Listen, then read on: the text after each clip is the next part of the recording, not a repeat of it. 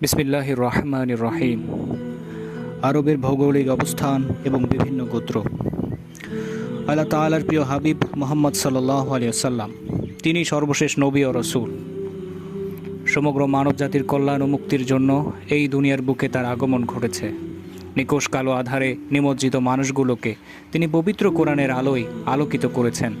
মূর্তি পূজায় লিপ্ত এক মূর্খ জাতিকে তিনি পৌঁছে দিয়েছেন সাফল্যের স্বর্ণশিখরে।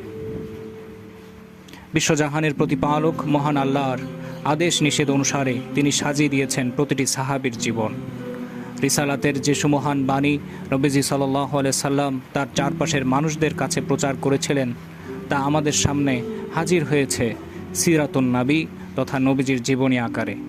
সিরাতুন নবীর পূর্ণাঙ্গ চিত্র কলমের আঁচড়ে ফুটিয়ে তুলতে হলে তৎকালীন আরবের পরিবেশ পরিস্থিতি এবং সেসবের পরিবর্তনে নবীজির অপরিসীম ভূমিকা নিয়ে আলোচনা করা একান্ত জরুরি।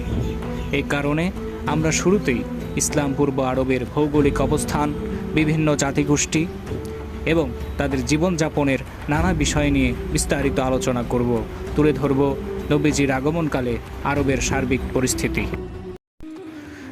আরব ভূখণ্ডের আয়তন ও অবস্থান।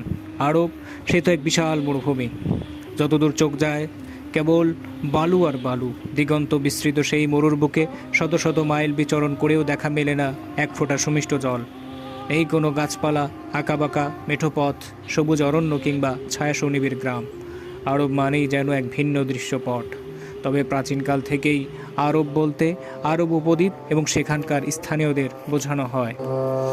আরব দেশের পশ্চিমে রয়েছে লোহিত সাগর আর সিনাই উপদ্বীপ।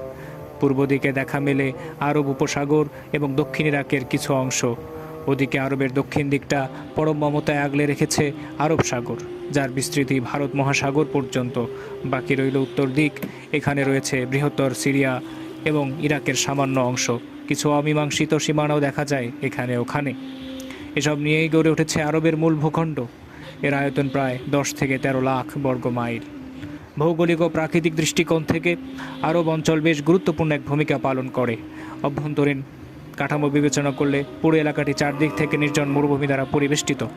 ফলে তৎকালীন আরব ছিল প্রাকৃতিকভাবেই সুরক্ষিত একটি অঞ্চল, বহিরাগত সব ধরনের আক্রমণ ও আগ্রাসন থেকে সম্পূর্ণ নিরাপদ।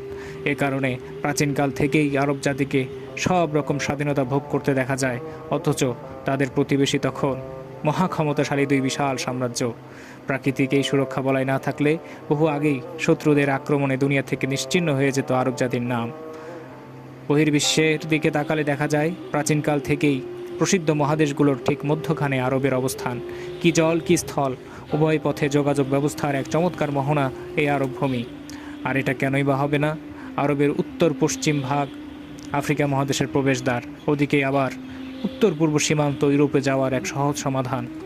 আর পূর্ব দিকটা ইরান, মধ্যপ্রাচ্য, নিকট প্রাচ্যের সঙ্গে যুক্ত। এ কারণে সুদূর হিন্দুস্তান ও চীনের সঙ্গে যোগাযোগ করাটাও তুলনামূলক সহজ। তাছাড়া জলপথে আরবের সাথে সকল মহাদেশের দারুণ এক যোগাযোগ ব্যবস্থা। তাই সেসব অঞ্চলের জাহাজ অনায়াসে আরব সমুদ্র বন্দরে নোঙ্গর করতে পারে। এমন অফুরন্ত ভৌগোলিক সুযোগ সুবিধার ফলেই আরবের উত্তর ও দক্ষিণ দিকটা বিভিন্ন জাতিগোষ্ঠীর মিলন মেলায় পরিণত হয়। আর তাই বাণিজ্যিক, সাংস্কৃতিক, ধর্মীয় ও শিল্পশাস্ত্রীয় সব কিছুর প্রাণকেন্দ্র হয়ে ওঠে এই আরব ভূখণ্ড।